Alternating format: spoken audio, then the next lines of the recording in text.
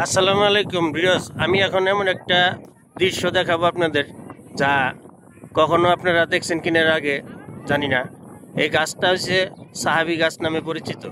যখন আমাদের নবী হযরত মুহাম্মদ সাল্লাল্লাহু আলাইহি সাল্লাম 12 বছর বয়সে চাচা আবু তালেবের সাথে যুদ্ধ আপনার ব্যবসার উদ্দেশ্যে সিরিয়া থেকে মক্কার উদ্দেশ্যে রওনা দিয়েছিল, মাঝখানে পড়ছে জর্ডান শহর।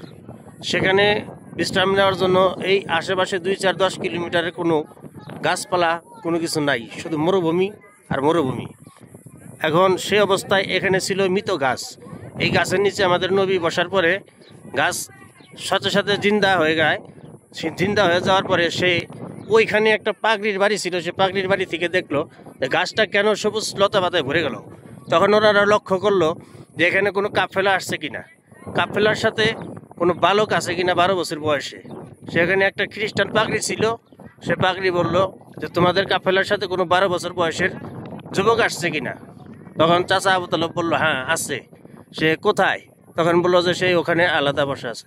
তখন তারা এই পুরা কাফেলারে পাগড়ির বাড়িতে খাবার দাবারের আয়োজন করার পরে তারা এখান থেকে তাদের ব্যবসায়ী সমস্ত মাল কিনে নিয়ে তাদেরকে মক্কার উদ্দেশ্যে আবার বিদায় করে দেওয়া হয়েছিল। সেই গাছ মৃত গাছ, সে আমাদের নবীর স্পর্শে জিন্দা হয়েছিল। এই সেই গাছ সকলে দেখবেন, দেখে অবশ্য আমি না লিখে যাবেন না, কারণ এটা একটা পবিত্র স্থান। সকলকে দেখার সুযোগ করে দিবেন, একটি শেয়ার করে সকলে দেখবে। আপনারা দেখবেন, কমেন্ট করবেন। যদি কখনো আসতে চান জর্ডানে আসতে আপনারা সেই গাছটা পাবেন। এখন আমি আপনাদের কাছে নিয়ে গাছটা দেখাবো।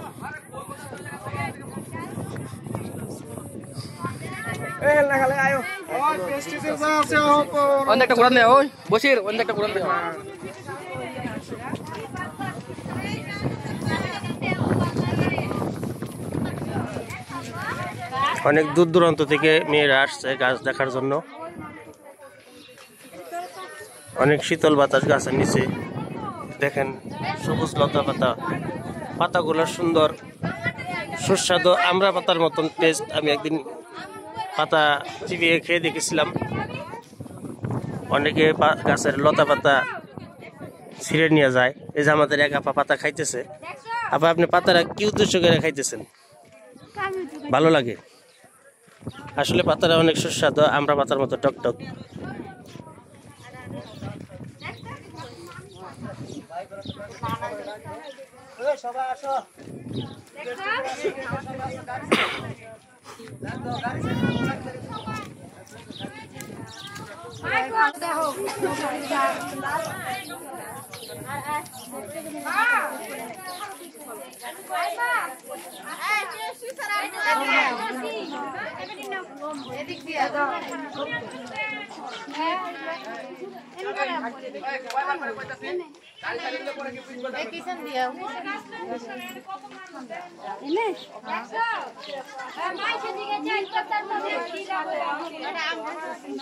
পেস্টিসাইড আছে নাকি? পেস্টিসাইড দামুকা পেস্টিসাইড আছে কেউ?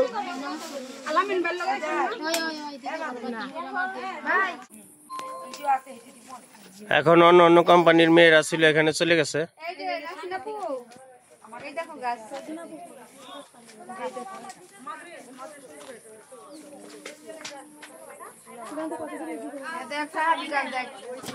যারা প্রথমবার দেখবেন অবশ্য কমেন্ট করে জানাবেন, আমিন লিখবেন। আপনাদেরকে একটা গাছ দেখার সুযোগ করে দিলাম, অন্য কেউ সুযোগ করে দিবেন আপনারা শেয়ার করে দেখার জন্য।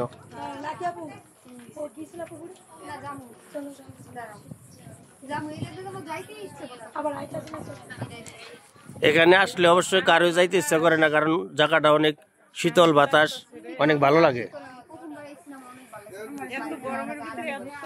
এত গরমের ভিতরে এই জায়গাটার ভিতরে অনেক শীতল বাতাস। এখান থেকে মনে কেউ কইব না কাজ না থাকলে 2-4 ঘন্টা বিশ্রাম নিত। সবারই একই কথা, আসলে গাছটার নিচে অনেক শীতল বাতাস, অনেক ভালো লাগে। গাছের পাতাগুলা ছিঁড়বেন না, দয়া করে গাছের পাতা কেউ ছিঁড়বেন না, ডাইল ভাঙবেন না।